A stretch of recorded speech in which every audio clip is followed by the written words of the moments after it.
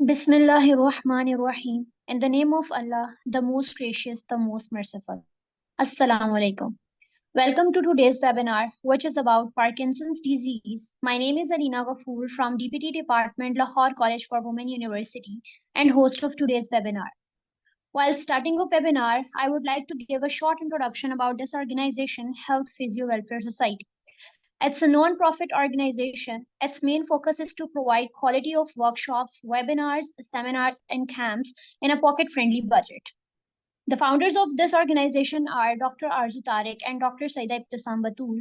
Now, I am giving some important instructions to all of you. I hope you guys will cooperate. Don't interrupt the speaker during webinar. Don't on your cameras. Note down the questions on the copy, and at the end of this webinar, share your questions. If any one of you is facing some net issues or any glitch, they will just text on Zoom or in WhatsApp. We will assure you to clear the problem. Now, I would like to invite our speaker, Dr. Muhammad Abu Bakr, to take the lead. अस्सलाम वालेकुम। आवाज़ आ रही है? जी doctor साहब, आवाज़ आ रही है बिल्कुल। जी ठीक है।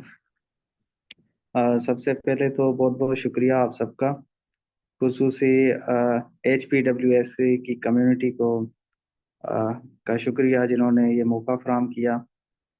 अच्छा, सबसे पहले हम स्टार्ट करते हैं अपने सेमिनार को। तो आप मुझे बताएं कि पार्किंसन के बारे में कुछ आइडिया है, कुछ पढ़ा है पहले कि पार्किंसन का पेशेंट हो तो हम किस तरह से उनको पहचानते हैं, कि हमें आइडिया कैसे होगा कि ये पार्किंसन का पेशेंट है और कौन सी स्टेज में है, कुछ इस तरह की छोटी मोटी मालूमात। अच्छा, सबसे पहले हम स्टार्ट करते हैं पार्किंसन की डेफिनेशन को। जो पार्किंसन डिसऑर्डर है, ये हमारे ब्रेन का एक इशू होता है जिसमें हमारे जो बेजल गैंग्लिया है वहाँ से डोपामाइन रिलीज होता है, जो हमारी पूरी बॉडी की एक्टिविटीज़ को स्मूथ एंड मतलब समझें कि स्पीडली हमारी एक्टिविटीज़ को फंक्शन करता है। जब डोपामाइन की डेफिशिएंसी हो जाए हमारी बॉडी में तो फिर हमें पार्किंसन डिसऑर्डर की कॉम्प्लिकेशंस फेस करनी पड़ती हैं। अच्छा, क्लिनिकल फीचर्स क्या हैं? क्लिनिकल फीचर्स वो होते हैं जिससे हमें पता लगता है कि ये डिसऑर्डर या किसी भी डिसऑर्डर के बारे में पता लगता है कि हम पहचान सकते हैं उनके क्लिनिकल फीचर से, इसलिए ये बहुत ज़्यादा इम्पोर्टेंट होते हैं। अब इसमें दो किस्म के क्लिनिकल फीचर्स होते हैं, जैसे एक मोटर सिस्टम्स और दूसरा होता है non motor systems. Motor system में क्या है, हमें आ जाते हैं tremors, rigidity, bradykinesia and postural instability.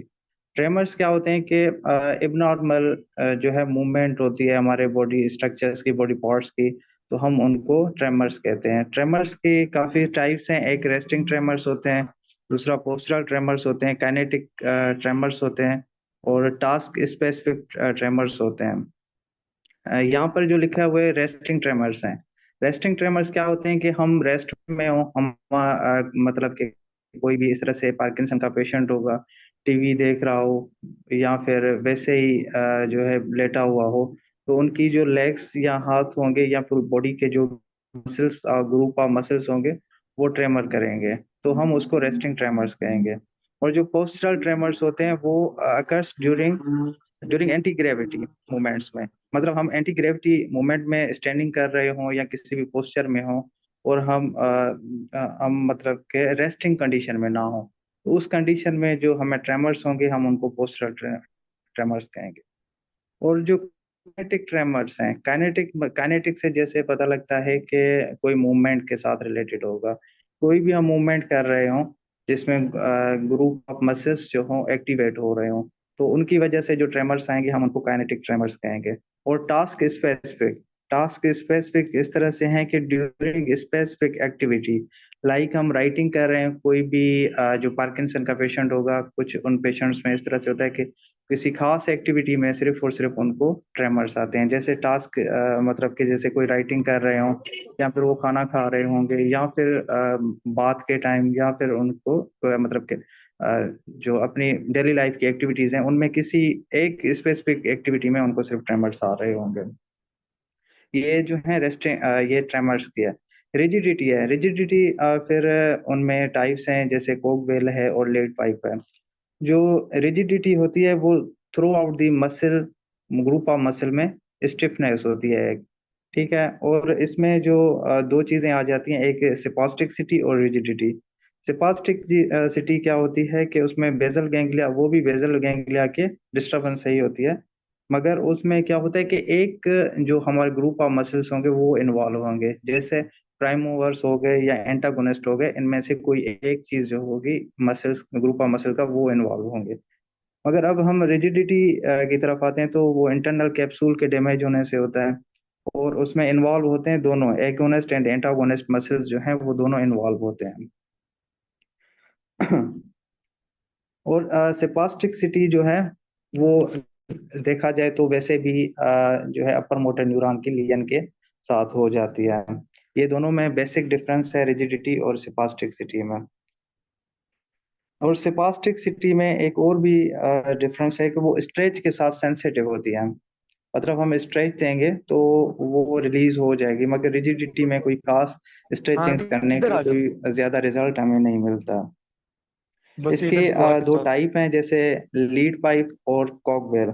Lead pipe क्या है कि constant resistance through range of motion, मतलब जो लीड पाइप होगी उसमें हम जो भी मूवमेंट करेंगे, जैसे अब एल्बो फ्लेक्शन है, एक्सटेंशन है, इस मूवमेंट हम कोई भी कर रहे हैं, तो इसमें through out the range of motion, complete range of motion तक अ, हमें स्टिफनेस फील होगी, हमें मतलब कि रेजिस्टेंस फील होगा, तो हम उसको लीड पाइप कहेंगे। और कोक व्हील क्या है कि इंटरमाइटेंट, मतलब थोड़े टाइम के लिए हमें रेजिस्टेंस फील हुआ, फिर थोड़ी सी 2 से 5 डिग्री हुई वहां पर, फिर रेजिस्टेंस नहीं था, फिर उसके बाद फिर से रेजिस्टेंस शो हुआ हमें, तो ये हमारे कोक व्हील आ जाती है। ये दो बेसिक टाइप्स हैं रिजिडिटी के।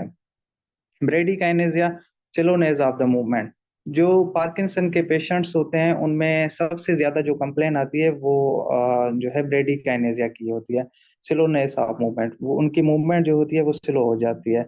ओवरऑल देखा जाए तो उनका खाने पीने का भी देख लें तो वो किसी चीज को ग्रिप नहीं कर पाते, एक तो ट्रेमर्स की वजह से, और दूसरा उनमें स्लोनेस ऑफ मूवमेंट होती है।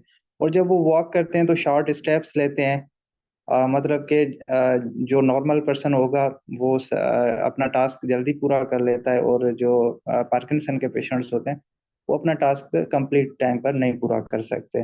तो इस कंडीशन को हम ब्रेडिकाइनेजिया कहते हैं।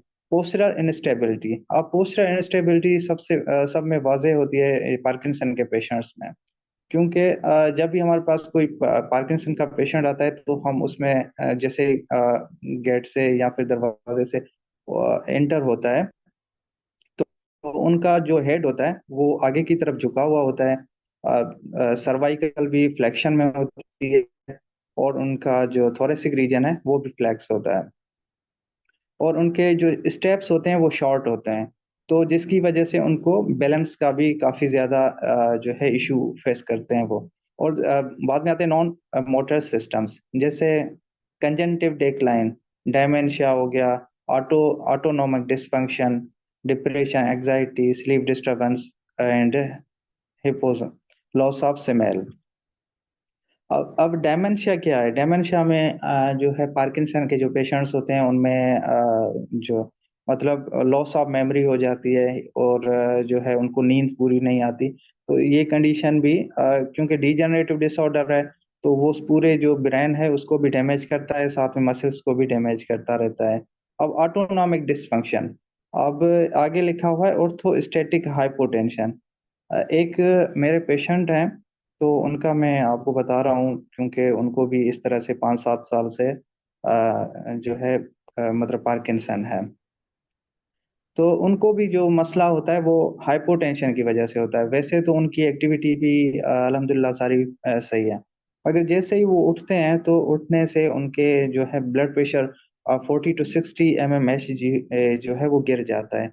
इस गिरने की वजह से वो उनको चक्कर आने लग जाते हैं, चक्कर आने से वो कभी कभी गिर भी जाते हैं। मोस्टली जो है वो ये जो है रात के टाइम वॉशरूम के लिए उठते हैं पेशेंट्स, तो उनमें चक्कर आने के चांसेस ज्यादा होते हैं, और वो गिरने के भी, और चोट भी लग जाती है सम टाइम, क्योंकि ऑटोनॉमिक डिसफंक्शन है। क्योंकि हमारे ब्लड प्रेशर जो खुसूसन ब्लड वेसल्स हैं उनको हमारा ऑटोनॉमिक सिस्टम जो है वो कंट्रोल करता है। अब जाहिर है इसमें ये जो कंडीशन है उसमें ऑटोनॉमिक डिसफंक्शन हो जाता है, मतलब अपना जो सिस्टम है वो जो हमारे ब्लड वेसल्स हैं उनको सिग्नल सही से प्रोवाइड नहीं कर पा रहे। अब जैसे अगर कोई नॉर्मल पर्सन है वो अगर तो बेड से उठेंगे, बैठेंगे और बैठने के बाद वॉक की तरफ आएंगे स्टैंडिंग के, तो हमारा नॉर्मल सिस्टम ये होता है कि हमारी जो वेसल्स होती हैं वो कॉन्ट्रैक्ट करती हैं। कॉन्ट्रैक्ट जब करेंगी, वेजो कंस्ट्रक्शन होगी, तो हमारे ब्लड प्रेशर जो है कांस्टेंट रहेगा, वो गिरेगा नहीं। मगर ये जो पेशेंट्स होते हैं जिनमें ऑटोनॉमिक डिसफंक्शन होता है, उसमें उनमें क्या होता है कि उन लोगों की जो वेसल्स हैं वो सही से रिस्पॉन्ड नहीं करते, और उनकी वेसल्स जैसे डायलेटेड होती हैं तो वैसे ही डायलेटेड रहती हैं, जिसकी वजह से ब्लड प्रेशर का प्रेशर गिर जाता है। उस कंप्लेन को हम ऑर्थोस्टेटिक हाइपोटेंशन कहते हैं। डिप्रेशन एंड एग्जाइटी, जाहिर है एक सोसाइटी में अगर कोई डिसऑर्डर हो जाए तो फिर उस पेशेंट को काफ़ी सारी एंग्जाइटी और डिप्रेशन के इशू फेस करने पड़ते हैं। स्लीप डिस्टर्बेंस, स्लीप का भी काफ़ी ज़्यादा इशू बनता है उन पेशेंट्स के साथ जिनको कोई भी न्यूरोलॉजिकल डिसऑर्डर्स हों। और लॉस ऑफ स्मेल, ये भी क्योंकि जैसे हमने पहले ही डिस्कस किया था कि ये डीजनरेटिव डिसऑर्डर है। डीजनरेटिव डिसऑर्डर ब्रेन का है, तो स्मेल की भी अ, बाकी जिस तरह से हमारी क्रेनियल नर्व की एक्टिविटी कम होती है, उस तरह से ये स्मेल का भी जो है वो हमारी एक्टिविटी कम हो जाती है। ये कुछ पोस्चर हैं जो आप देख सकते हैं कि हम इन पोस्चर में अगर पेशेंट होंगे तो हम समझ जाएंगे कि ये जो है पार्किंसन के पेशेंट हैं। जैसे मैंने पहले ही बताया कि हेड जो है होगा वो आगे की तरफ झुका हुआ होगा। आप देखें कि उनका स्टूप्ड पोस्चर है, इसको हम कहते हैं स्टूप्ड पोस्चर, जो पार्किंसन के पेशेंट्स में होता है। ठीक है। जो उनका फेस होगा वो लाइक एक मास्क होगा। ब्लैक बैक रिजिडिटी होगी, फॉरवर्ड टिल्ट ट्रंक होगा, flexed elbow with twist and wrist. Flexed जो होंगी उनके एल्बो और रिस्ट होंगे। हेड में ट्रेमर्स हो रहे होंगे, और जो गेट होगा वो अभी डिस्टर्ब्ड होगा। अच्छा, इसकी वजूहत क्या हैं, क्यों होती है ये पार्किंसन? एक तो जो है एज के साथ जिनमें ब्लड प्रेशर का इशू रहेगा, या फिर प्रोलॉन्ग टाइम तक वो कोई मेडिसिन खा रहे हैं जिसके साइड इफ़ेक्ट्स ज़्यादा हों, तो उनकी वजह से ये चीज़ उनमें पार्किंसन जो है कॉमन होती है। दूसरा है जेनेटिक फैक्टर। अगर किसी को घर में या फिर किसी को अबावजात या कुछ इस तरह से ये डिसऑर्डर है, तो फिर वो आगे भी ट्रांसफ़र हो सकता है।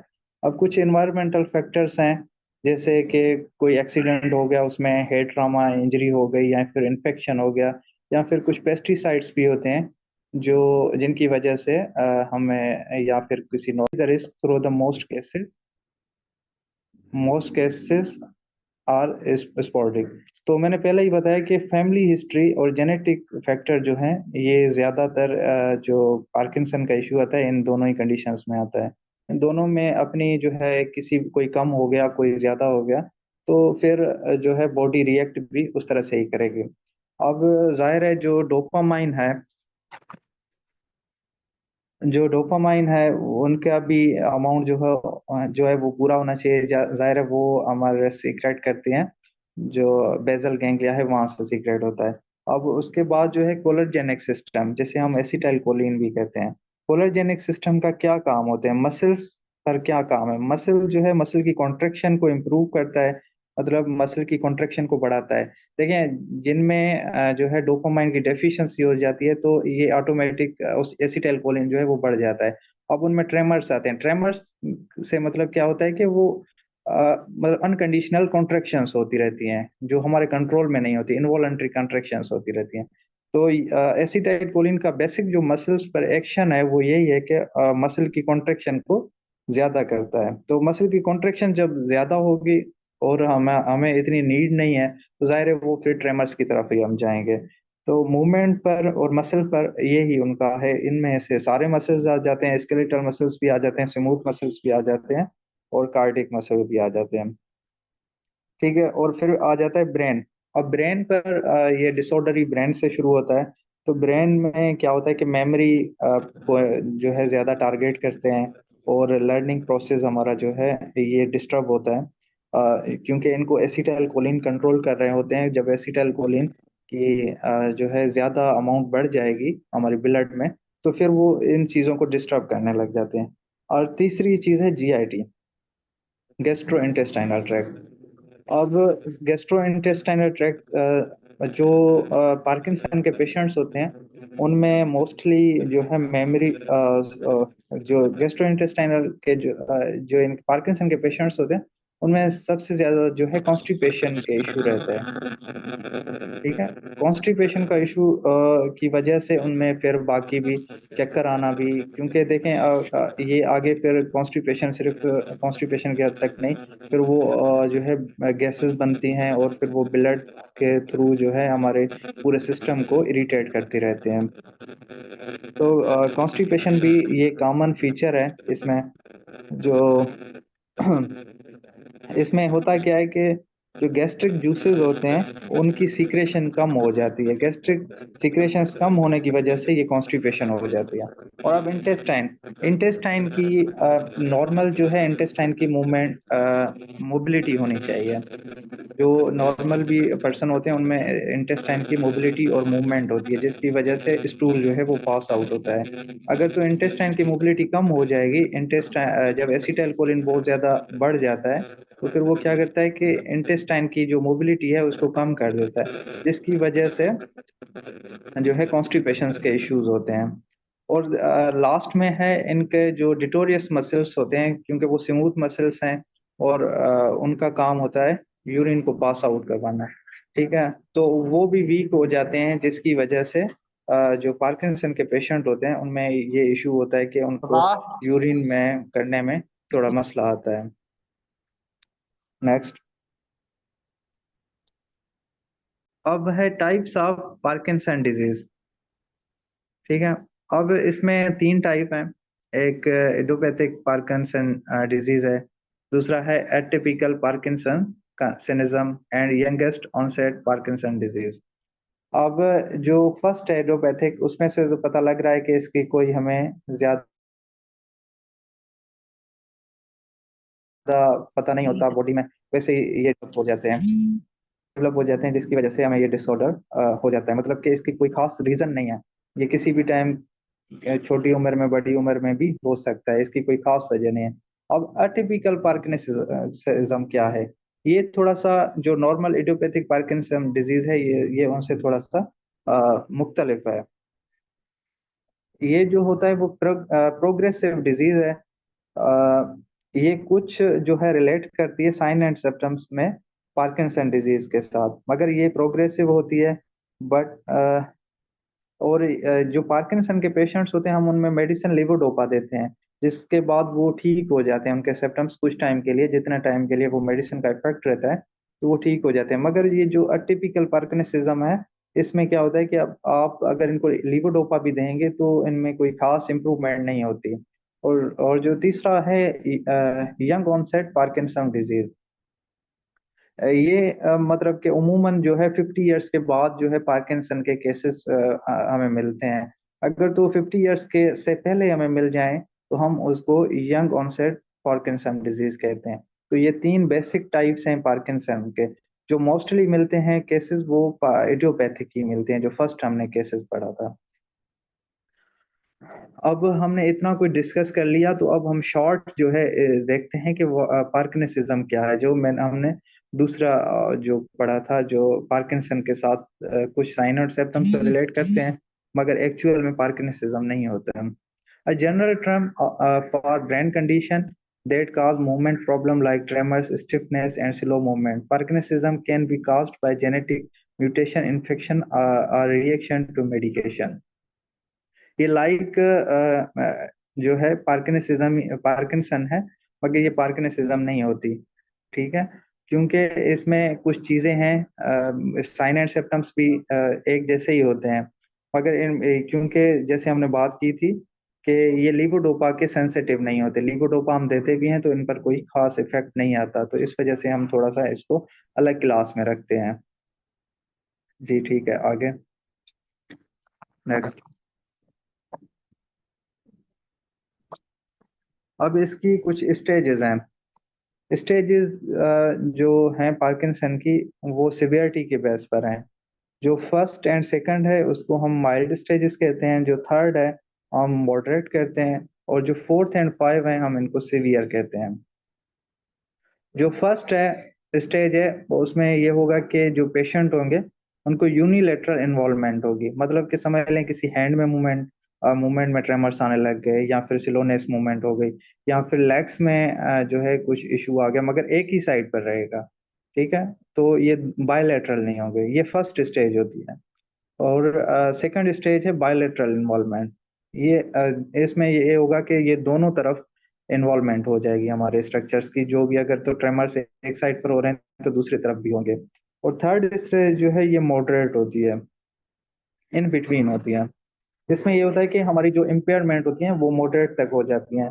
अब जो फर्स्ट स्टेज थी उसमें जो है हमारी मूवमेंट इतनी स्लो नहीं होती, हमारी स्पीकिंग और जो हमारे जो है डेली लाइफ की एक्टिविटीज होती हैं वो पूरी हो रही होती हैं, मगर इस स्टेज में आकर जो थर्ड है यहाँ पर बहुत ज्यादा इम्पेयरमेंट हमें मिलती हैं। जैसे वो अपने काम पूरे प्रॉपर नहीं कर पा रहे होते, किसी की हेल्प लेनी होती है। अब जो स्टेज फोर है, स्टेज फोर ये प्रोग्रेसिव डिसेबिलिटी की तरफ जा रहे होते हैं। इसमें पेशेंट जो है अपने काम बिल्कुल भी खुद नहीं कर पा रहे होते और कुछ हेल्प लेनी होती है। उनके उनका जो पोस्चर होता है वो भी काफी ज्यादा डिस्टर्ब हो जाता है, और अपनी उनमें मसल्स में भी इतनी पावर और एनर्जी नहीं होती कि वो अपने टास्क पूरे कर सकें।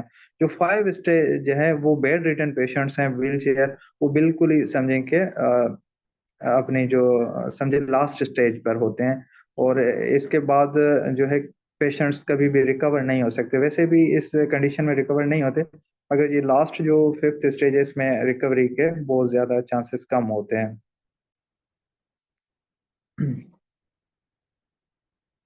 अब लास्ट है गेटिंग पार्किंसन डिसऑर्डर डायग्नोसिस। ये कुछ चीजें हैं जो हम देखते हैं इनमें पार्किंसन को जब भी हम डायग्नोसिस कर रहे हो, तो उनमें कुछ चीजें हैं जो हमें मिलती हैं, तो हम फिर पार्किंसन की तरफ जाते हैं। नेक्स्ट कर लें।